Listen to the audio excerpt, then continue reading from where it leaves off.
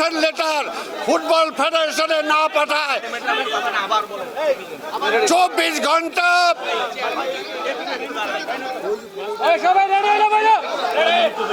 Bangladesh football ফেডারেশনকে যে কলঙ্কিত করেছে, এই বসো না, বাংলাদেশের ফুটবল ফেডারেশনকে যে কলঙ্কিত করেছে, একজন দুর্নীতিবাজ হিসাবে কখনো সেই চেয়ারে আর কেউ বসতে পারে না।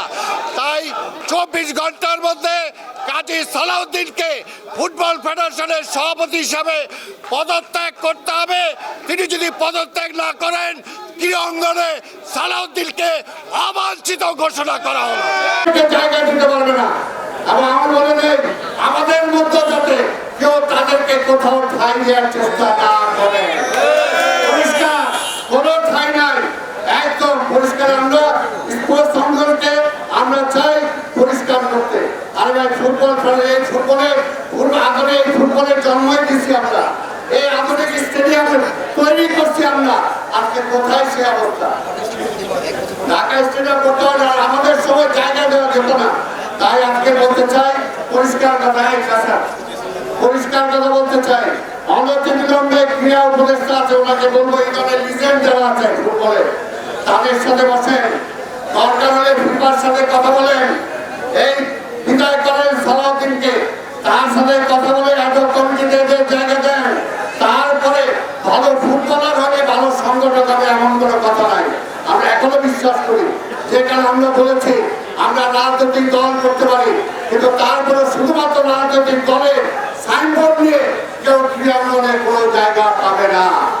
যার কোনো ক্রীড়াঙ্গনের কোনো ভূমিকা নাই, কোনো অবদান নাই, সংসদ নাই, তাকে আমরা কোনো ক্রীড়াঙ্গনে আমাদের পক্ষ থেকে অন্তত দেওয়ার জন্য চেষ্টা করবো না। তাই আমরা চাই আপনাদেরও সহযোগিতা চাই।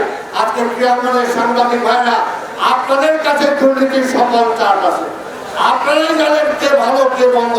কাজে আপনারা আল্লাহর রাস্তে এখন একটু মুখ খুলে কথা বলেন। আগে কথা বলে তো আপনাদের বিরুদ্ধে মামলা হতো, আপনাদেরকে গ্রেপ্তার করতো। এখন আর গ্রেপ্তার মামলা হওয়ার সুযোগ নাই।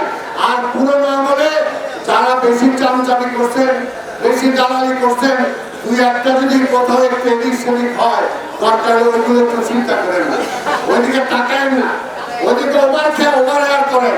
ওইরকম স্লোগান হবে, সালাউদ্দিনের বিরুদ্ধে স্লোগান হবে না, মুর্শিদের বিরুদ্ধে স্লোগান হবে না, তাহলে আপত্তি করার কি আছে? আরো ক্রিকেট আন্দোলন ডিজাইন হতে পারে, কিন্তু কোনো দুর্নীতিবাদ কোনো ওই আন্দোলনের সাথে যারা সম্পৃক্ত ছিল না, শুধুমাত্র আওয়ামী লীগের টিকিট নিয়ে যারা মন্ত্রী এমপি হওয়ার খায়েশ করেছিলেন, তাদের বিরুদ্ধে যে স্লোগান হয়, এটা নিয়ে অন্য কোনো চিন্তা করার কোনো কারণ নাই।